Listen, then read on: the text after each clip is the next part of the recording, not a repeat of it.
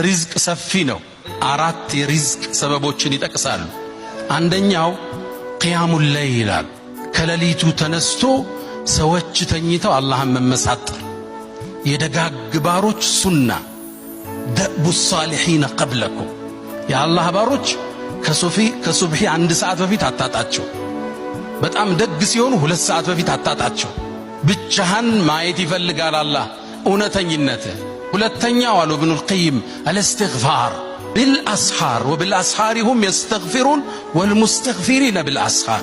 ሱብሒ ከመምጣቱ 10-20 ደቂቃ በፊት ቁጭ ብለህ የቀን ውሎህን፣ የታሪክ ወንጀልህን፣ ጉዞህን፣ የተበላሸው ኢኽላስህን አስበህ ትንሽ ወደ አላህ መመለስ ማውራት አላህን መማፀን ማህርታውን መጠየቅ አስተግፊሩላህ ወአቱቡ ኢለይክ ብቻ የሌሊት እስትግፋር። ሶስተኛው አሉ ሰደቃ ነው።